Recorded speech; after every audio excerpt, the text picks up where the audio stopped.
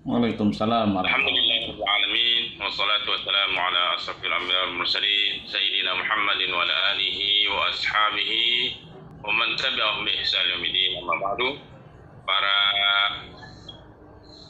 Para peserta sertifikasi haji dan umrah yang kami hormati, dan juga Dr. Agus Setiawan yang juga saya hormati. Alhamdulillah pada kesempatan ini kita bisa melanjutkan pada sesi yang berikutnya untuk materi sertifikasi ini, dan tentunya sudah siap untuk melaksanakan hal ini, dan mudah-mudahan tidak ada yang ngantuk. Biasanya kalau sudah sesinya ini krusial sekali ya. Mudah-mudahan tidak terganggu dengan kondisi seperti ini. Kita terus tetap semangat. Dan tentunya sebelum kita masuk kepada materi, saya akan memperkenalkan profil dari Dr. Haji Agus Setiawan LCMA. Beliau lahir di Jakarta 2 Agustus 76, kuliah S1 di Azhar University, lalu melanjutkan S2 di Islamic University Sudan, spesialis di analisa hadis, dan menyelesaikan doktor di Universitas Kebangsaan Malaysia dalam bidang hadis. Beliau telah berdakwah di 27 negara, antara lain Amerika, Belanda, Jerman, Australia, Prancis, Belgia, Italia, Ceko, Slovakia, Slovenia, Hungaria, Australia, Uni Emirat Arab, Qatar, Kuwait, Jepang, Korea Selatan, Taiwan, Singapura, Brunei, Malaysia, Thailand, dan lain-lain. Saat ini beliau sebagai Dewan Syariah Lajnat Izi atau Inisiatif Zakat Indonesia, dan juga Direktur Sekolah Tinggi Ilmu Al-Quran Al-Multazam Kuningan Jabar, dan Ketua Yayasan Asnawiyah Bogor Jabar. Beliau juga menulis beberapa buku seperti Alam Jin dalam Al-Quran dan Sunnah, obrolan dari Taman Surga, Salju di Tengah Gurun, Sepenggal Kisah dari Bukhari, Pesantren Rasulullah SAW dan Generasi Ahli Surga, Fikih Zakat Kontemporer, Kontroversi Imunisasi, dan Fikih Kedokteran Gigi, Surga Sebelum Surga Sesungguhnya. Begitulah profil singkat beliau yang mudah-mudahan dengan ini kita akan bisa mengambil manfaat dan bisa mengambil ilmu dari beliau. Dan tentunya para peserta yang dirahmati Allah Subhanahu wa Ta'ala, saya tidak akan berpanjang lebar dan saya akan serahkan kepada Dr. Agus untuk langsung menyampaikan materinya tentang akhlak ini, dan mudah-mudahan kita semangat dan terus bisa mengambil ilmu dari beliau. Tafadhol Dr. Agus. Terima kasih Ustadz Agus Purwanto. Mohon izin para Ustadz dan Ustazah semuanya. Bismillahirrahmanirrahim. Assalamualaikum warahmatullahi wabarakatuh. Waalaikumsalam. Alhamdulillahilladzi arsala rasulahu bil huda wa dinil haqq liyudhhirahu 'ala ad-dini kullihi wa kafa billahi shahida. Nashhadu an la ilaha illallah wa nashhadu anna Muhammadan 'abduhu wa rasuluh. Allahumma salli wa sallim wa barik 'ala sayyidina Muhammad wa 'ala alihi wa sahbihi wa man sara 'ala nahjihi wastanna bi sunnatihi ila yaumiddin. Qala Allahu 'azza wa jalla fi kitabihil karim, a'udzu billahi minasy syaithanir rajim. Wa adzin fin nasi bil hajj ya'tuka rijalan wa 'ala kulli dhamirin ya'tina min kulli fajjin 'amiq liyashhadu manafi'a lahum. Sadaqallahul azim. Ustaz dan ustazah yang dimuliakan Allah Subhanahu wa Ta'ala, tentunya tiada kata yang pantas kita lantunkan di siang hari ini melainkan ucapan syukur. Alhamdulillah. Betapa sayangnya Allah kepada kita, betapa banyaknya nikmat dan karunia yang Allah limpahkan kepada kita. Kembali Allah percayakan hidup bagi kita, Allah sehatkan kita, Allah lapangkan rezeki kita. Allah Subhanahu wa Ta'ala menegur dan juga menyindir kepada kita dalam surat Fatir ayat 27. A'udzu billahi minasyaitonir rajim. Awalam nu'ammirkum ma yatadzakkaru fihi man tadzakkar. Allah Subhanahu wa taala bertanya, tapi istifham inkari. Pertanyaan yang tidak membutuhkan jawaban. Pertanyaan yang ingin kemudian menyentak hati kita. Allah mengatakan, awalam nu'ammirkum. Bukankah kami telah memanjangkan umur kalian?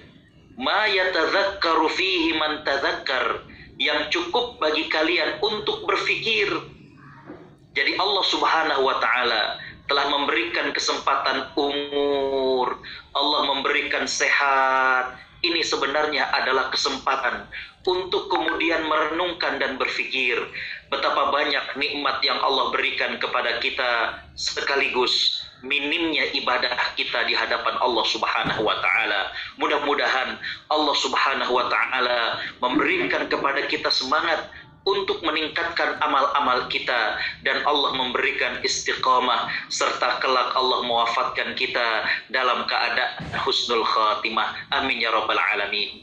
Tak lupa salawat teriring salam kita haturkan kepada panutan kita Nabi Muhammad sallallahu alaihi wasallam, sosok yang istimewa. Kita belum pernah berjumpa dengan beliau, tapi Allah titipkan rasa cinta di hati kita, kerinduan yang begitu mendalam.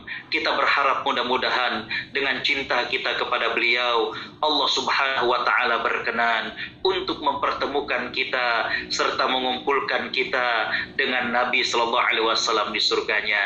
Amin ya rabbal alamin. Yang pertama, saya mengucapkan terima kasih kepada para penyelenggara dari berbagai pihak. Ini merupakan sebuah amal, sebuah kerja yang masyhur, wajuhdun mansyud, ya. Bagaimana sebuah amal dan program yang sangat bagus sekali. Yang kedua, saya juga berterima kasih dan mengucapkan tahniah yang setinggi-tingginya kepada para ustaz, para ustazah yang bertugas melayani para tetamu Allah Subhanahu wa taala atau yang disebut dengan mutawif. Saya diamanahkan untuk sharing tentang akhlak mutawif. Ya. Sebenarnya istilah mutawif ini banyak para ulama yang menjelaskan tentang kapan sejarahnya istilah mutawif ini. Ya. Saya kira mungkin bisa dicari dan dibaca, karena sebagian ada yang menggunakan istilah dengan mursyid, ya. Mursyidul haj wal mu'tamir. Tapi banyak juga yang menggunakan istilah dengan mutawif. Yang diamanahkan kepada kami adalah tentang akhlak sebagai mutawif, baik haji maupun umrah. Para ustaz, para ustazah yang dimuliakan Allah Subhanahu wa taala. Yang pertama saya ingin coba untuk kita memiliki satu kefahaman adalah bagaimana kemuliaan seorang mutawif. Bagaimana mulianya tugas ini. Bagaimana mulianya peran yang kita lakukan selaku mursyid ataupun mutawif. Ya.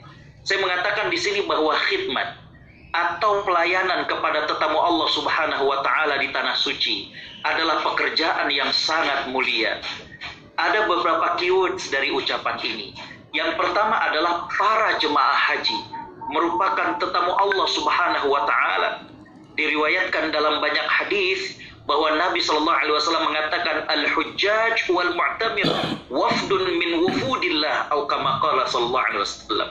Mereka para jemaah haji merupakan tetamu Allah Subhanahu wa taala dan sudah merupakan kewajiban bagi tuan rumah untuk menghormati tetamunya, subhanallah. Jadi Allah Subhanahu wa taala memperlakukan mereka yang mengunjungi Masjidil Haram, mengunjungi Masjid Nabawi, mereka-mereka yang mengunjungi dua tanah suci sebagai tetamu Allah Subhanahu wa taala. Dan Allah pasti akan memuliakan tetamunya. Maka bertugas untuk melayani para tetamu Allah. Yang kedua, di tanah suci, maka tentunya ini memiliki kemuliaan yang luar biasa. Saya mengatakan bahwa syaraf, kemuliaan mutawif yang pertama adalah terkait dengan ibadah haji dan umrahnya. Ya. Terkait dengan ibadah haji dan umrahnya. Di mana mereka yang melaksanakan ibadah haji, subhanallah, bagaimana keutamaannya. Jadi melayani mereka yang beribadah, ibadahnya juga adalah ibadah yang mulia, maka tentu kemuliaan mutawif ini juga yata'allaq bi syarafil amal. Dia juga sangat tergantung dengan mulianya amal yang dilakukan oleh mereka, yaitu jemaah haji dan umrah. Yang kedua, syaraf al-mutawif. Kemuliaan mutawif ini dilihat bihasbil makan. Ya. Bagaimana dilihat dari tempatnya. Mekah dengan Madinah, subhanallah. Dua tempat yang Allah subhanahu wa ta'ala muliakan.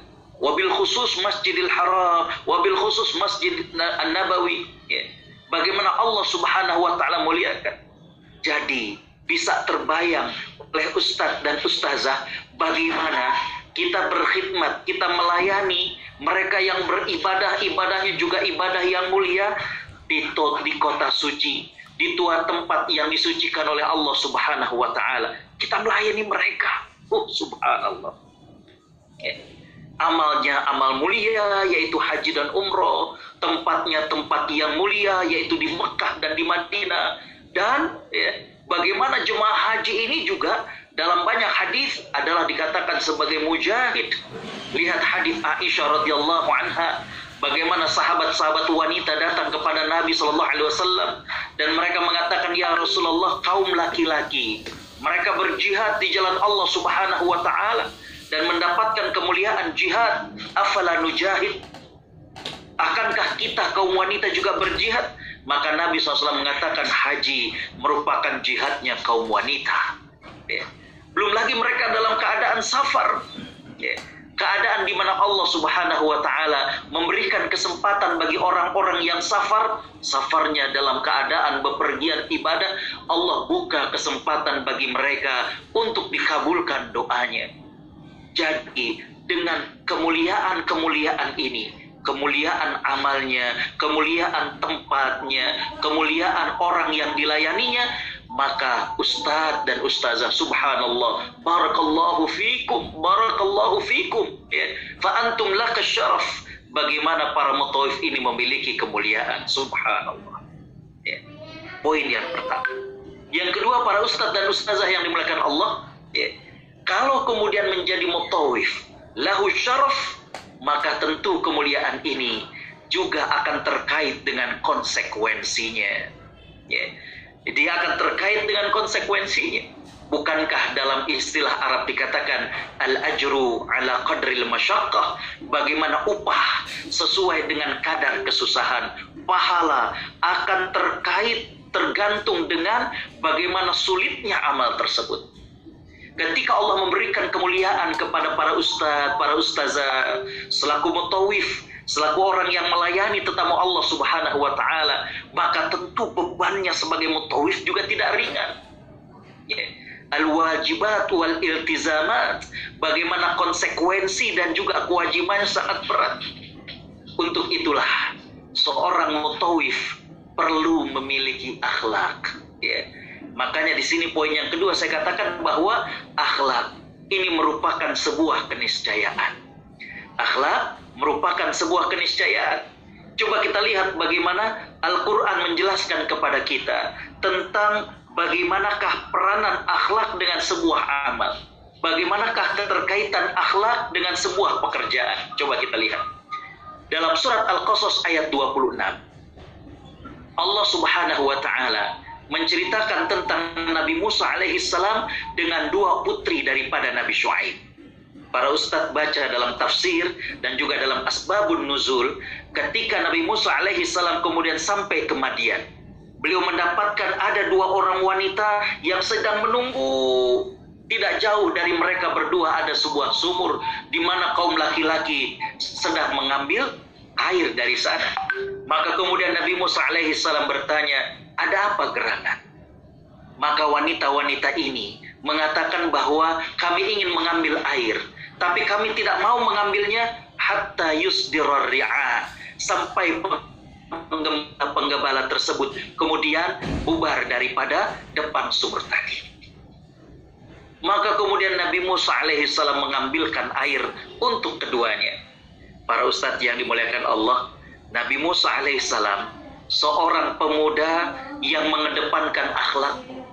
Beliau nggak ceriwis, beliau tidak menggunakan kesempatan, ya, habis diambilkan air, nggak kemudian nanya IG-nya apa mbak, enggak, Nabi Musa nggak demikian. Ya. Bahkan dalam riwayat Nabi Musa alaihissalam berjalannya di depan, ya. Kedua wanita tersebut jalannya di belakang. Lalu tahu dari mana rumah kedua gadis ini? Gadis ini berbekal kerikil. Dalam riwayat apabila perlu untuk belok ke kanan, maka akan dilemparkan kerikil ke kanan. Apabila perlu belok ke kiri, maka dilempar kerikil ke kiri. Subhanallah. Ya. Melihat bagaimana akhlak Nabi Musa alaihissalam, melihat bagaimana kuatnya Nabi Musa memanggul air sejauh itu, maka ya, dalam ayat 25 dijelaskan ada salah seorang dari dua anak gadis Nabi Syuaib ini yang a'udzubillahi minasyaitonirrajim wa kanat ihdahuma tamshi 'ala istihya. Satu dari kedua gadis tersebut berjalan malu-malu. Ya. Dan ketika sampai, maka kemudian beliau berkata kepada ayahnya, qalat ya abatistajirhu. Qalat ihdahuma ya abatistajirhu. Berkata salah seorang dari keduanya, wahai ayahanda, ambillah ia sebagai orang yang bekerja pada kita. Lihat, ya, ini wanita, ini anak perempuannya mengusulkan agar pemuda ini kemudian diambil menjadi pekerja dalam kebun mereka, ya. Dan kemudian sang wanita ini mengatakan, inna khaira man istajartal qawiyul amin. Sesungguhnya orang yang paling baik kau ambil menjadi pekerja adalah orang yang kuat lagi dipercaya. Jadi akhlak merupakan sebuah kemestian ketika kita bekerja. Lihat bagaimana Nabi Musa, ya, dipuji oleh putri Nabi Syuaib bahwa beliau memiliki dua akhlak yang mulia, yaitu al-qawi, yang kuat. Ini adalah al-kafa'ah al-ahliyah, bagaimana kemampuan fisik beliau, dan juga adalah al-amin, dan juga adalah beliau orang yang terpercaya, al-kafa'ah an-nafsiyah, bagaimana kemampuan kejiwaan. Oke. Jadi akhlak bagi seorang mutawif adalah sebuah keniscayaan. Mau tidak mau, seorang mutawif yang memiliki kemuliaan yang tadi saya sebutkan, maka mesti dia memiliki akhlak. Contoh yang kedua adalah Nabi Yusuf alaihissalam. Allah subhanahu wa ta'ala menceritakan kepada kita dalam surat Yusuf ayat 55, bagaimana Nabi Yusuf alaihissalam ketika itu, ya, menyodorkan dirinya untuk dijadikan sebagai bendaharawan. Beliau mengatakan, qala ja'alni ala khazainil ard. Beliau mengatakan, yaitu Nabi Yusuf, jadikanlah aku sebagai bendaharawan negara. Nabi Yusuf mengatakan, argumen yang beliau sampaikan, kenapa beliau merasa pantas untuk menjadi bendaharawan. Beliau mengatakan, inni hafizun alim. Sesungguhnya aku adalah orang yang pandai untuk menjaga. Ini cocok untuk menjadi tracer, untuk menjadi bendaharawan. Karena bendaharawan itu bukan cuma sekedar manage money, tapi juga making money. How to manage money and how to making money. Dan itulah Nabi Yusuf alaihissalam. Beliau mengatakan, inni hafiz. Sesungguhnya aku adalah orang yang pandai menjaga, alim, dan juga aku adalah orang yang berpengetahuan. Jadi para ustadz ustazah yang dimuliakan Allah, dari dua contoh singkat ini kita lihat bagaimana Nabi Musa alaihissalam diusulkan untuk dipekerjakan di rumah Nabi Syuaib, dengan catatan bagaimana kelayakannya adalah Nabi Musa memiliki dua akhlak yang mulia. Contoh yang kedua, Nabi Yusuf alaihissalam, beliau kemudian berani untuk kemudian minta agar dirinya dijadikan sebagai bendaharawan. Kenapa demikian?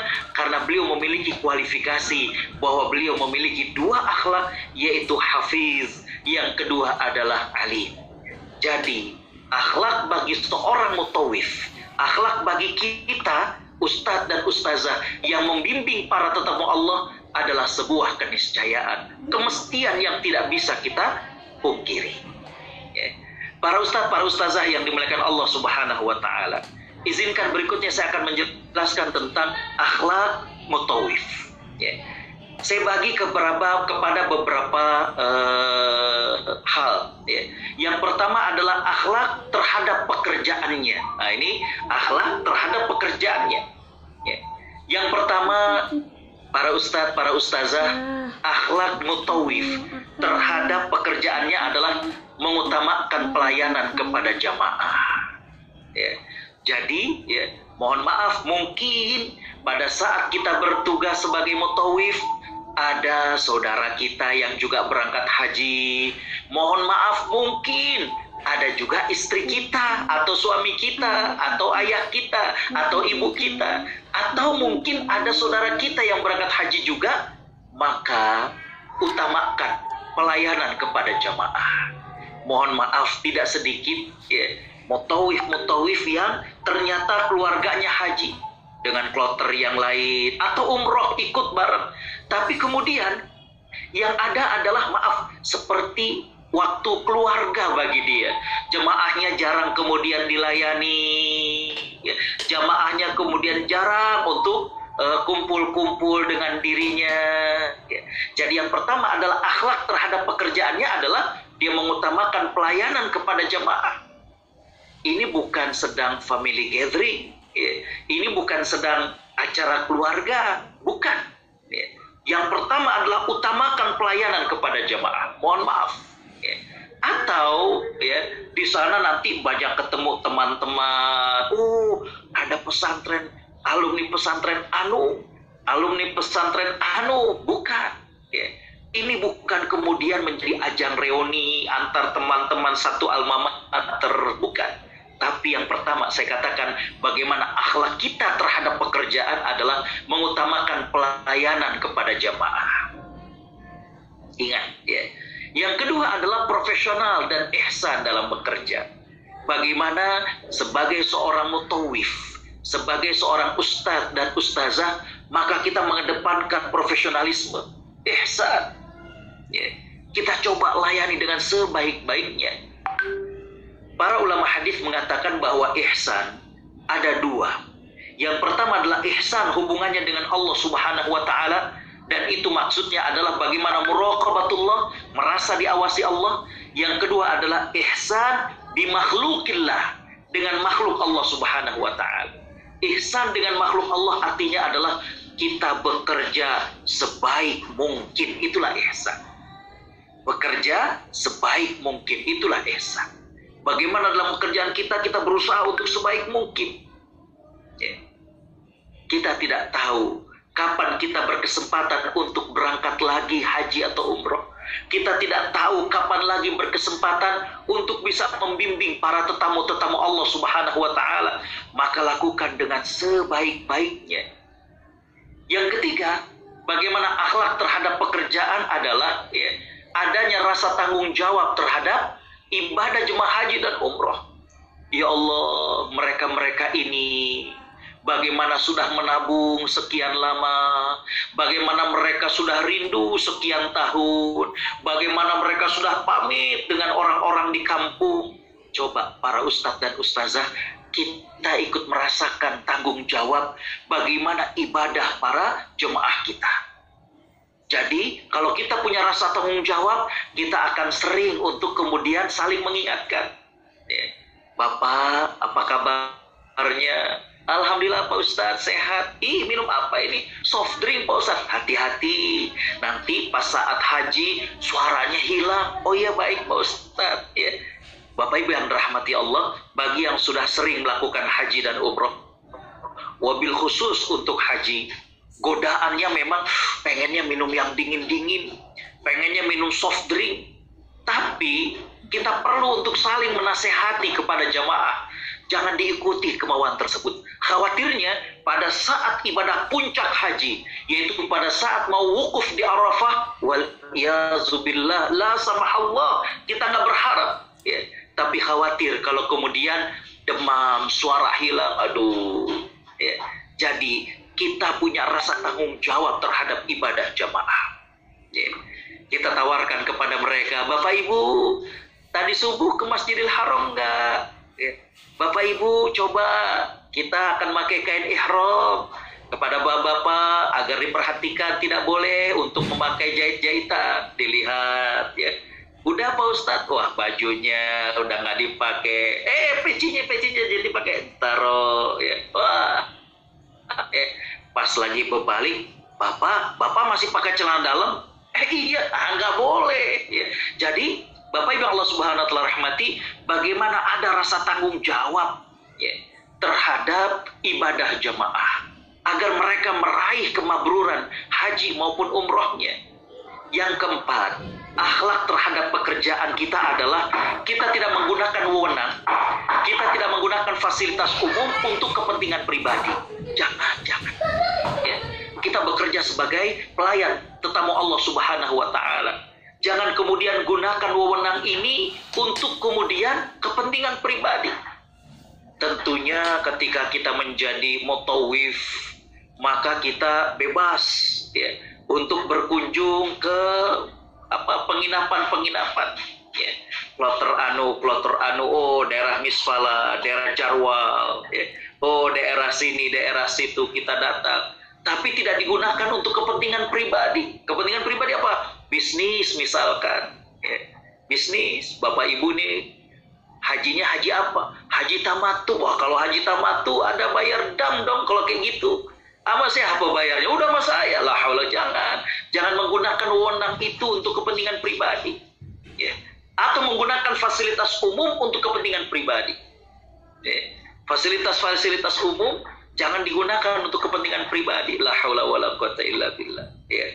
Saya sempat dapatkan bagaimana kemudian ya itu kan bebas bikin susu dan lain sebagainya. La haula wala quwata illa billah. Ada oknum ya, petugas yang kemudian bawa tuh susu bubuk sekaleng. La haula wala quwata illa billah. Ya. Jangan. Itu adalah hak dan milik daripada jemaah haji. Ya. Jadi tidak mempergunakan wewenang dan fasilitas umum untuk kepentingan pribadi. Akhlak yang berikutnya adalah menyediakan waktu yang cukup untuk melayani jamaah. Nah ini ya.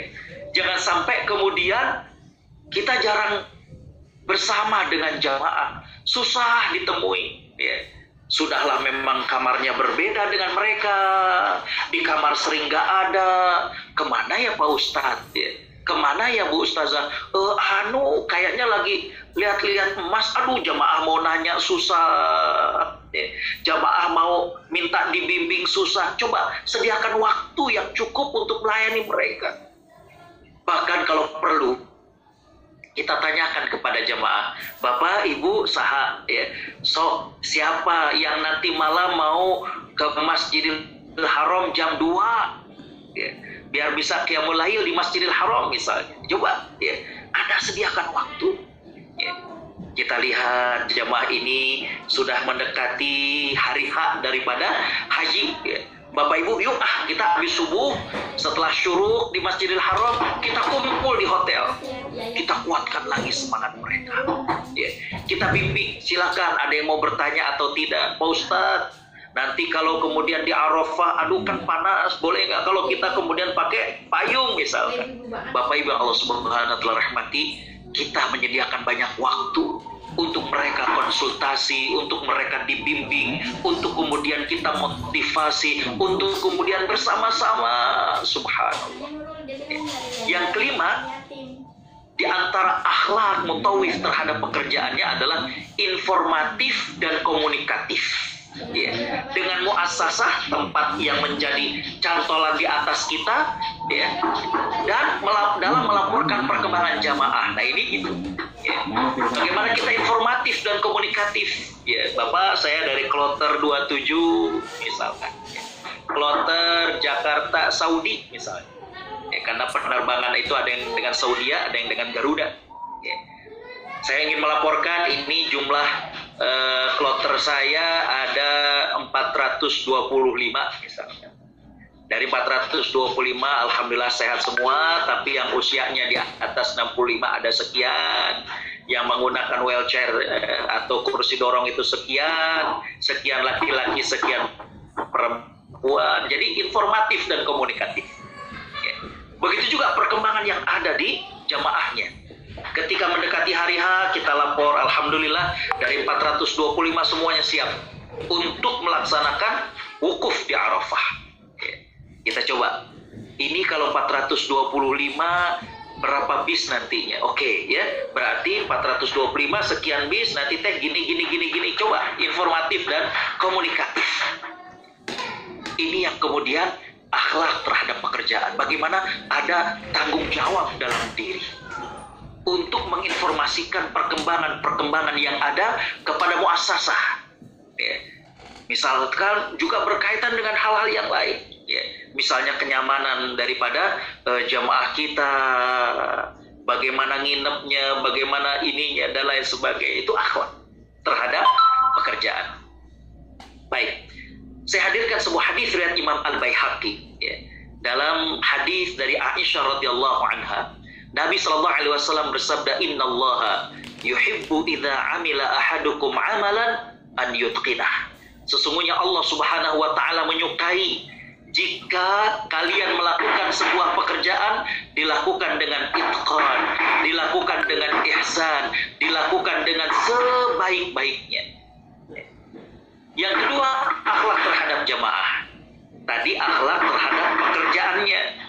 Yang kedua ini akhlak terhadap jamaah. Apa akhlaknya? Yang pertama adalah memperhatikan dan memberikan pelayanan kepada jamaah dengan sebaik-baiknya. Bagaimana kita memperhatikan mereka? Misalkan kita satu kelompok terbang, misalkan, ya, kita bagi kepada grup-grup. Ya. Oh, satu kloter ini ada KPIH anu. Sok, setiap 2 hari sekali kita ketemuan ba'da isya misalkan. Ya. KPIH anu gimana? Sehat semua? KPIH anu gimana? Apakah mereka manasiknya udah diajarkan? Apakah mereka berkaitan tentang ihram dan lain sebagainya sudah diajarkan? Perhatikan, memberikan pelayanan kepada jemaah. Bapak Ibu yang dirahmati Allah, mohon maaf. Ya, mereka ini orang yang nabung sekian tahun, orang yang menanti sekian lama untuk bisa menaikkan ibadah haji, untuk bisa melakukan ibadah umroh. Mohon rasakan ini dalam hati kita, sehingga kemudian kita bisa memperhatikan dan memberikan pelayanan. Coba kalau itu terjadi kepada orang tua kita. Ya Allah, siapa yang ngebimbing orang tua kita? Ya, coba perhatikan dengan baik. Kalau bahasa yang lebih sederhananya adalah telaten. Ya, bagaimana memperhatikan ini semua. Yang kedua adalah menjadi mutawif yang bisa mengantarkan jemaah meraih kemabruran haji, meraih kemabruran umroh. Coba kita bimbing mereka. Kalau kita lihat misalkan, mohon maaf, ada suami istri yang kayaknya kok suka kurang akrab, kurang harmonis, ya. Coba kita panggil, Bapak Ibu, saya mau ngomong nanti. Udah nggak apa-apa. Nanti habis sholat subuh saja. Kita ngobrol di depan Zamzam Tower misalkan. Ngobrol bertiga. Ya. Bapak Ibu mohon maaf ini. Ya. Kok kayaknya sering ini ya, suka ribut omong antar Bapak dengan Ibu. Habisnya dia, Pak Ustaz. Baik. Ini Pak Ibu sedang melaksanakan haji. Jaga, ya Allah. Allah Subhanahu wa Ta'ala minta kepada kita, fala rafatha wala fusuqa wala jidala fil hajj. Enggak boleh rafath, berkata kotor, wala fusuq, dan jangan berbuat yang maksiat, wala jidal, dan jangan berdebat fil hajj, selama haji. Ya, coba Bapak Ibu tahan nafsunya. Justru kesempatan untuk introspeksi diri. Ayo kita jadikan ibadah Bapak Ibu tuh mabrur. Nah gitu. Ya. Itu akhlak terhadap jemaah. Bagaimana kemudian berusaha menjadi mutawif yang bisa mengantarkan jemaah menjadi jemaah yang mabrur. Saya ingat tahun 2004. Saya berkesempatan untuk menjadi mutawif ONH Plus. Ya, saya nggak sebutkan travelnya. Ya. Dan ini yang kelasnya kelas platinum. Jadi satu pembimbing hanya 11 sampai 12 jemaah. 11 sampai 12 jemaah. Nggak banyak-banyak, benar-benar untuk diperhatikan. Saya waktu itu telat. Ya, artinya ketika pembagian grup saya tidak hadir. Dan saat saya datang sudah terbagi. Subhanallah. Saya dapat 11, yang lain 12, saya dapat 11. Nah, 11 ini diantaranya adalah, seseorang yang sudah transgender. Seseorang yang sudah transgender. Jadi beliau ini asalnya laki-laki, tapi kemudian menjadi wanita, dan beliau pengusaha salon yang berhasil di Solo, di Jogja. Beliau termasuk murid pertamanya Rudi Hadiswarno. Subhanallah, ketika saya kenalan dengan jamaah 11 orang, ya Allah, saya berusaha untuk jaga amanah ini. Maka saya sampaikan, saya panggil pihak travelnya, Ibu atau Mbak, saya bilang. Dan juga pihak travel, mohon maaf, saya bilang, Islam tidak mengakui transgender. Jadi dengan demikian, ibu ini masih dianggap sebagai laki-laki. Jamaah perempuan pada teriak, tapi Pak Ustadz ini nggak ada ser-serannya lagi. Innalillah. Maksudnya nggak ada ser-seran gimana? Kemarin kita dikerokin sama dia nggak ada tuh nafsu-nafsunya. La haula wala quwwata illa billah. Saya sampaikan bahwa begini, jadi konsekuensinya begini, kamar harus dipisah. Nanti kalau kemudian tawaf, karena masih dianggap laki-laki, jadi ibu nggak boleh pegangan sama jamaah ibu-ibu. Ibu juga nggak boleh pegangan dengan jamaah pria. Kenapa? Karena ibu nampaknya udah perempuan. Dia nyeletuk. Kalau gandengan sama Pak Ustadz, innalillah, kalau gandengan sama saya lebih bahaya lagi. Nanti kalau kelihatan orang, apa kata dunia. Jadi kembali bahwa bagaimana kita berusaha untuk menjadikan jamaah kita ini mabrur haji atau umrohnya. Yang ketiga, akhlak terhadap jamaah ini adalah memberikan informasi yang lengkap dan jelas kepada jamaah. Bapak Ibu, kita insya Allah akan umroh nih. Jadi Bapak Ibu sekarang silakan, saya udah bagi nih kamar hotel 1, 2, 3, dan hanya untuk wudhu saja. Barang-barang yang berharga jangan dibawa. Pokoknya setengah jam saya tunggu di lobi hotel dan kita akan melakukan umroh. Jadi informasinya jelas. Bapak Ibu, insya Allah nanti kita tanggal 8 Zulhijjah akan bergerak. Akan ada mobil yang membawa kita akan mabit di Mina. Loh, Pak Ustadz, bukannya kita akan wukuf di Arafah? Betul. Nanti dari Mina kita akan berangkat tanggal 9 pagi menuju ke Arafah untuk wukuf. Adapun tanggal 8 di Mina adalah untuk mabit seperti yang disunahkan oleh Nabi SAW. Jadi informatif. Nanti Bapak Ibu siap gini. Jadi informatif dan lengkap, jelas, clear kepada jemaah. Yang keempat, akhlak terhadap jemaah ini adalah sabar dalam memberikan jawaban dan penjelasan kepada jemaah. Sabar. Kadang ada jemaah yang udah nanya terus yang lain, Pak Ustadz, jadi kita kumpul jam berapa? Jangan sampai kemudian kita emosi. Ibu gimana sih, emang nggak dengerin dari tadi saya ngomong? Jangan. Coba yang sabar, memberikan jawaban, memberikan penjelasan kepada jamaah. Yang kelima, memberikan perhatian lebih kepada jemaah haji atau umroh yang sudah cukup berumur dan sakit. Coba berikan perhatian yang lebih. Bapak Anu kira-kira kuat nggak nih untuk kita naik bis pada saat kita wukuf? Aduh Pak Ustadz, udah kalau gitu saya akan lapor, nanti Bapak akan ikut program safari wukuf. Maksudnya gimana Pak Ustadz? Bapak nanti berada pada ambulan, dan ambulan tersebut akan ada di Arafah, jadi Bapak wukufnya itu dalam ambulan. Itu namanya safari wukuf. Nanti Bapak yang akan diantarkan ke Mina, setelah itu ntar di Mina kita ketemuan. Bapak akan saya bawa ke tenda kita ataupun tempat kita mabit gitu ya. Jadi memberikan perhatian yang lebih kepada mereka-mereka yang sakit, yang tua Bapak Ibu kalau yang pernah haji atau umroh, pada saat tanggal 12 Zulhijjah itu kalau ngikutin yang muda-muda, tolong ngikutin yang sehat-sehat, mereka maunya gimana? Ustadz, kita ngambil nafar awal.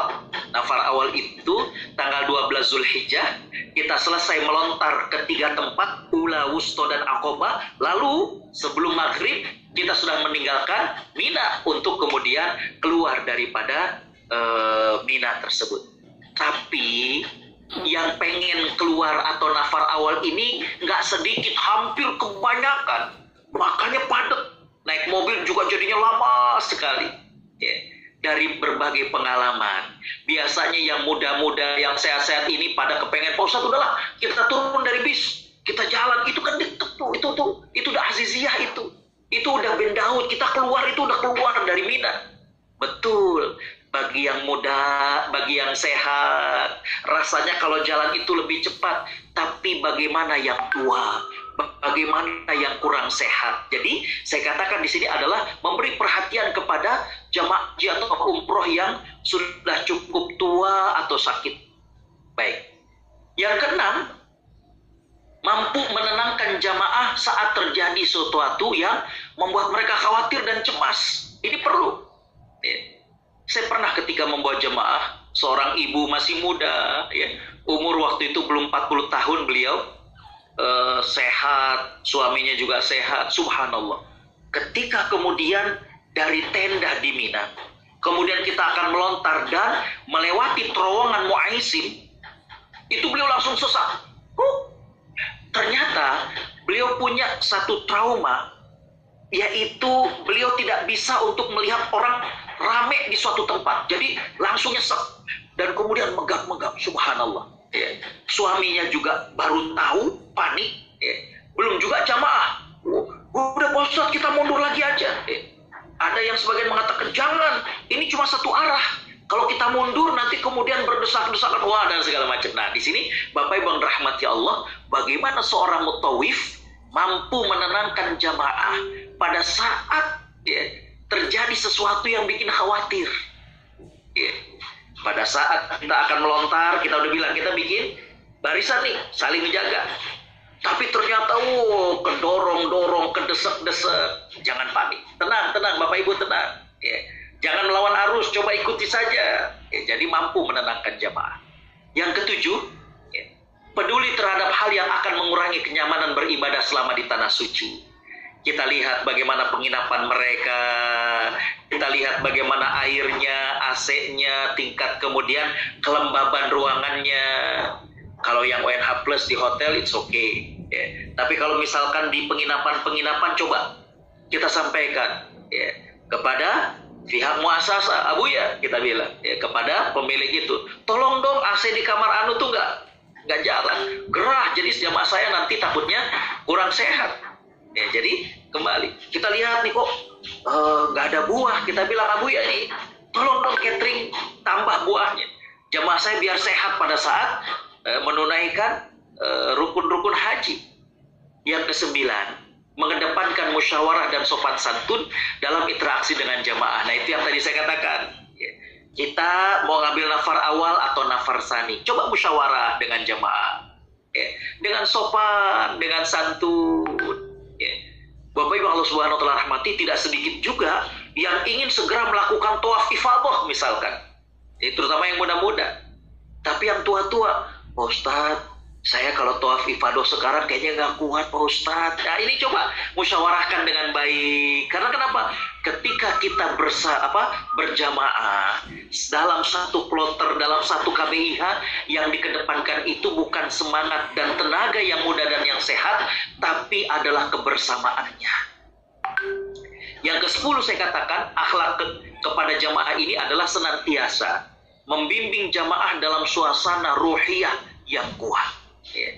Bapak Ibu yang rahmati Allah, mohon maaf saya katakan, Bapak Ibu menjadi mutawif jangan jadikan sebagai pekerjaan, jangan jadikan sebagai ibadah, mohon maaf sekali lagi ya. Karena ketika kita kemudian menjadikannya ibadah, rasanya lain ya. Kita juga rindu dengan Masjidil Haram, kita juga pengen untuk kemudian beribadah yang banyak di Masjidil Haram. Tapi kalau kita merasa mutawaf itu sebagai pekerjaan, udah. Ya Bapak Ibu, itu Masjidil Haram ya. Nanti dari Hotel Grand Zamzam ini kita akan masuk dalam bab anu ya. Nanti Bapak Ibu perhatikan kalau keluar. Udah aja.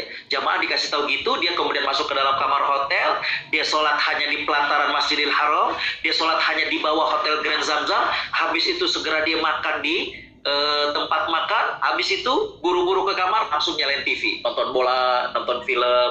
Itu bukan akhlak seorang mutawif, bukan. Ya, tapi bagaimana membimbing dengan suasana ruhiyah? Karena kenapa? Kita juga rindu Ini bukan pekerjaan saja sebagai mutawif, tapi betul-betul saya berangkat haji, ya Allah. Hamba juga sebagai tetamu-Mu, ya Allah.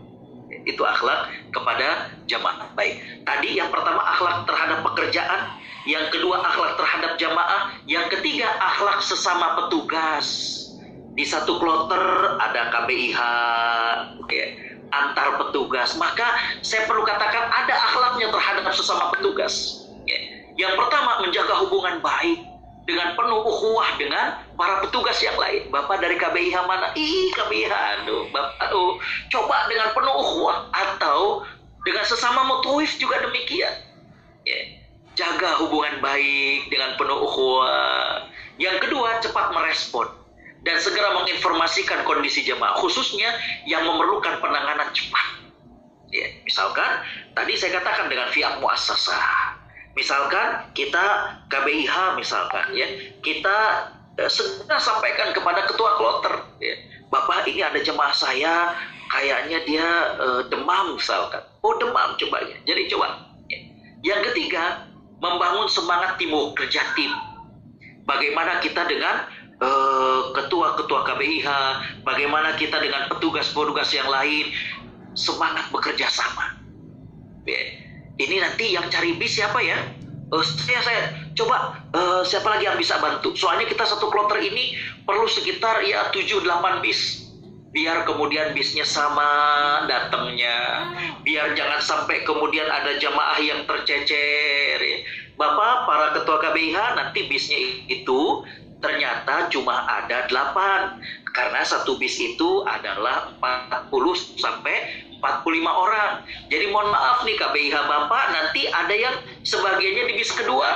Coba komunikasikan dengan jamaah. Coba koordinasi begini. Enak. Jadi pada saat kemudian, ini bis 1 Bapak, mangga silakan. 45 jamaahnya naik duluan. Jangan sampai kemudian baru disampaikan. Nanti yang 15-nya lagi, enggak, saya mau bareng di sini. Enggak, gitu. Repot lamun gitu, Pak. Repot kalau gitu. Jadi coba bangun semangat teamwork. Koordinasi, komunikasi dengan sesama petugas. Yang keempat, saling hormat dan saling menolong. Jangan sampai kemudian cuek, biarlah saya makan sebagai ketua kloter cuma ini, kalau ketua KBIH-nya nggak pada ini. Jangan coba kesian. Itu Bapak, aduh ya Allah, Bapak kenapa pakai kopiah, udah pakai ihram? Aduh nggak tahu saya, coba. Nanti kita bilang Pak Ketua KBIH, Bapak ini jamaahnya tadi saya dapetin masih pakai kopiah misalnya. Udah disampaikan belum tentang apa larangan-larangan ihram dan lain sebagainya. Tapi dalam suasana penuh ukhuwah, saling hormat, saling menolong. Yang kelima tadi saya katakan mengedepankan dialog, saling nasihat menasehati dengan semangat ukhuwah. Jadi kita sudah tahu akhlak mutawif terhadap pekerjaannya, akhlak mutawif kepada jamaahnya, akhlak mutawif kepada sesama petugas. Yang keempat, akhlak mutawif kepada pihak luar. Ini penting sekarang zaman media sosial Bapak Ibu. Maka saya perlu tambahkan poin ini. Yang pertama, akhlak terhadap pihak luar itu adalah jangan gampang menyebarluaskan informasi dan temuan di lapangan saat membimbing haji kepada pihak yang tidak berkepentingan. Kita update status di Facebook, kita update status di IG. Bapak Ibu, hello guys ini saya sekarang sedang ada di Mekah nih. Jemaah saya kayaknya hotelnya kurang ini nggak tahu nih dari muassasah Janub Syarq Asia Maktab kada wa kada. Ini kayaknya nggak benar gini. Aduh, jangan gampang seperti itu. Jangan, coba, CC kepada Kemenak, colek dikit kepada Kemenak, dan juga ini ternyata pelayannya gini, bisnya gini. Jangan mudah. Nabi SAW bersabda, kafa bil mar'i ithman an yuhadditha kullama sami'. Cukup seseorang dianggap berdosa dengan dia nge-share, dengan dia memposting semua yang diketahui. Jangan, coba. Kalau nggak berkepentingan nggak perlu.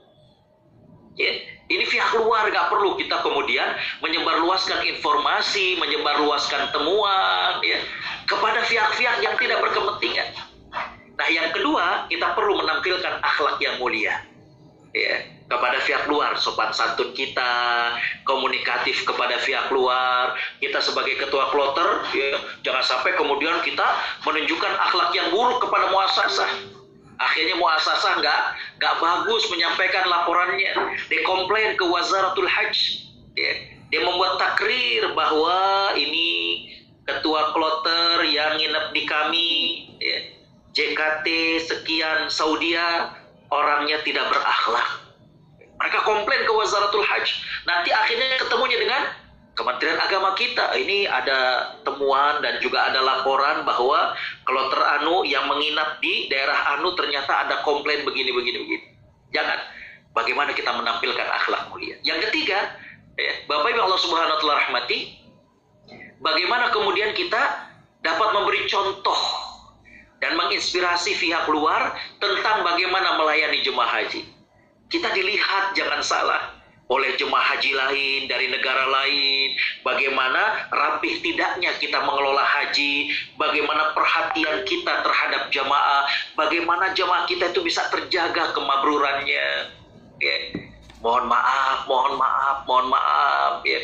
Pakaian jemaah haji perempuan, sering ingatkan, ibu, ya Allah ibu, ya. Pakaiannya jangan sampai tipis, ya Allah. Mana dalamannya warna hitam, aduh ya Allah. Ya, kita lagi wukuf di Arafah, lagi mau doa, lagi mau hasabah, aduh astagfirullahaladzim. Ya, coba ya kita sampaikan. Jadi kerapihan, kemabruran, ini semua dilihat oleh negara-negara lain.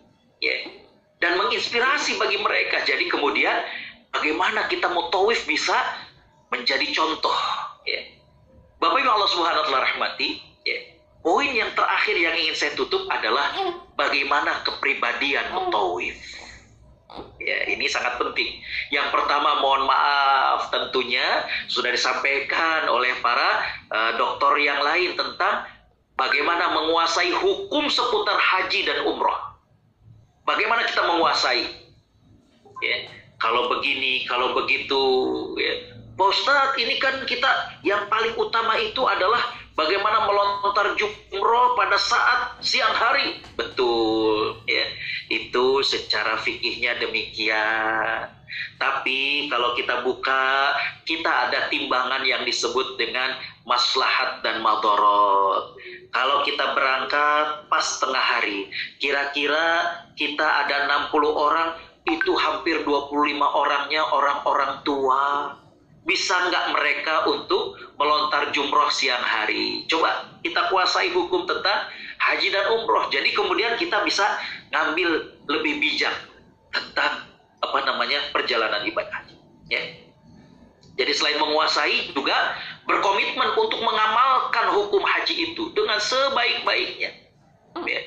Yang kedua, bagaimana kepribadian mutawif ini menghiasi diri dengan adab al-hasanah wal akhlaq al-islamiyah. Dalam berbagai keadaan, kita ini menjadi mutawif, menjadi teladan bagi jemaah kita. Maka perlu untuk menghiasi diri dengan adab, dengan akhlak. Bukan saja pada saat kita hajinya, tapi bagaimana keseharian kita. Coba Bapak Ibu, ayo kita ke Masjidil Haram yuk. Pak Ustadz, kita lagi mau belanja. Belanja mah gampang, nanti. Ya, jangan sampai kemudian kita kalah dengan belanja ibadah kita nih, gitu. Coba ya, kita menjadi panutan dalam berbagai keadaan. Ya. Yang ketiga, menjaga diri dari hal yang akan menggelincirkan kita sebagai panutan. Dalam bahasa Arabnya adalah mahadzir al-qudwah. Hal-hal yang menggelincirkan kita. Kita yang tadinya jadi teladan, kemudian mereka, kok Ustadz gitu ya? Kok pembimbing kita gitu ya? Nah itu jangan sampai. Ya. Ini kemudian menggelincirkan kita dari panutan. Ya. Mohon maaf, ya. Termasuk juga dengan jamaah perempuan. Bagaimana kita menjaga diri? Bagaimana tentang jujurnya kita? Bagaimana kita dengan ibadah kita? Jadi jangan sampai kemudian kita tergelincir dengan sesuatu yang menjadikan mereka akhirnya kita nggak pantas untuk menjadi panutan lagi. Yang keempat, bagaimana merasakan agung dan mulianya bertugas menjadi mutawif. Ini penting. Ya. Tadi saya katakan bagaimana syaraf al-mutawif, bagaimana mulianya menjadi seorang mutawif. Dia membimbing orang yang menjadi tetamu Allah. Dia membimbing dan melayani orang yang berhaji atau umroh yang dikatakan seperti orang yang berjihad, seperti orang yang melakukan safar. Dan dia juga melayani tetamu Allah di tanah suci. Jadi merasakan, oh ya Allah, ini saya tugasnya mulia. Maka tadi saya katakan bukan cuma sekedar kerja, ya tidak. Tapi bagaimana merasakan itu. Yang kelima, memahami juga dan merasakan agungnya para jemaah haji. Karena apa? Mereka sebagai tetamu Allah Subhanahu wa Ta'ala. Ya. Para ustadz yang memberikan Allah. Yang keenam, senantiasa meningkatkan pengetahuan dan kemampuan untuk melayani dan membimbing. Terus tingkatkan pengetahuan kita. Ya. Oh, ketika kita ngebimbing, oh, ketika kita ziarah, kita sampaikan, ya. Bagaimana ketika kita melihat bagaimana Bukit Uhud, ketika kita melihat ini, coba, walaupun kita mungkin sudah sering bawa umroh, walaupun kita sudah sering bawa haji, terus tingkatkan kemampuan kita, pengetahuan kita. Ya. Saya ingat waktu itu ada saya bawa dari Jakarta, dan ternyata via travel itu ada mutawif yang sudah ada di Saudi, ya. Mereka yang mukim di sana. Ya. Bapak Ibu Allah Subhanahu wa Ta'ala rahmati, ya. Sepertinya beliau baru. Ya. Jadi yang menarik itu adalah pada saat kita ziarah di Madinah, nyampe besokannya kan ziarah biasanya, agendanya demikian. Ketika kemudian bis itu melewati Masjid Nabawi, kemudian jamaah nanya, Pak Ustadz, ini apa nih, ada tanah-tanah kosong? Karena dia baru, ya, dia hanya melirik sesaat, kemudian dikatakan, ini proyek perlebaran Masjid Nabawi, Ibu. Saya terkaget, ya Allah, itu baki, ya Allah, itu baki disebut dengan proyek perlebaran Masjid Nabawi. Pada saat istirahat saya katakan, Ustadz, mohon maaf. Yang tadi Ustadz katakan proyek perluasan Masjid Nabawi, itu bukan proyek perluasan Masjid Nabawi. Terus apa Ustadz? Itu baki. Oh ya Allah. Nah ini saya katakan, agar meningkatkan pengetahuan kita. Ya, meningkatkan pengetahuan, kemampuan kita. Coba Bapak Ibu, ya. Mungkin yang sudah sering tahu ya, di Masjid Nabawi pintu berapa kalau kita mengajukan permohonan mushaf? Pintu berapa? Ya. Ada hitungannya, ya. Kita ngajukan kertas lembar aja asal ada tanda tangannya, tolak mushaf misalkan, ya. Itu pintu berapa? Oh ya, saya pengen untuk kemudian punya file-file tentang kitab-kitab, ya. Itu bisa naik ke lantai 2, cari maktabah perpustakaan Masjid Nabawi. Kita bisa untuk ngambil file-file PDF kitab-kitab yang sangat berharga, termasuk juga file-file tentang ceramah-ceramah, ya. Jadi tambah pengetahuan kita. Sekarang biasanya kita dibawa tuh ke belakang, ada Mathaf Al-Quran, bagaimana museum Al-Quran, ya. Tambah pengetahuan kita tentang sejarah pembukuan Quran, tentang bagaimana penulisan Al-Quran. Coba, ya, senantiasa meningkatkan pengetahuan dan kemampuan, ya. Yang ketujuh, merasakan muraqabatullah saat bertugas. Ingat, Allah menyaksikan, Allah mengawasi kita. Jangan sembarangan, jangan asal, jangan khianat dengan amanah dari jamaah. Jujur, kita merasa diawasi Allah Subhanahu wa Ta'ala. Dan yang terakhir adalah mematuhi peraturan yang sudah ditetapkan oleh pemerintah, baik pemerintah Republik Indonesia maupun Kerajaan Arab Saudi. Ya. Para ustazah yang dimuliakan Allah, waktu juga yang memisahkan kita. Kembali tadi saya katakan, yang pertama adalah bagaimana mulianya menjadi seorang mutawif. Yang kedua, sebagai seorang mutawif yang memiliki kemuliaan tersebut, tentu perlu yang namanya akhlak. Bahkan tadi saya ngasih contoh bagaimana Nabi Musa dengan Nabi Yusuf alaihissalam, keduanya ini diusulkan untuk bekerja lantaran memiliki akhlak, memiliki kapabilitas dan integritas, ya. Lalu kemudian saya menyampaikan tadi akhlak mutawif. Yang pertama, akhlak terhadap pekerjaannya. Yang kedua, akhlak terhadap jamaah. Yang ketiga, akhlak dengan sesama petugas, dengan mutawif yang lain, dengan muassasah, dengan yang lain lah. Pokoknya ada akhlaknya dengan petugas yang lain. Yang keempat adalah akhlak dengan pihak luar tadi saya katakan. Ya. Apakah itu dengan media, apakah dengan media sosialnya kita sendiri. Yang kelima, kepribadian sebagai seorang mutawif. Ya. Saya kira demikian waktu yang memisahkan kita. Jazakumullah ahsanal jaza ala husni ihtimamikum wastima'ikum. Saya kembalikan kepada Ustadz Agus. Ya. Assalamualaikum warahmatullahi wabarakatuh. Waalaikumsalam warahmatullahi wabarakatuh.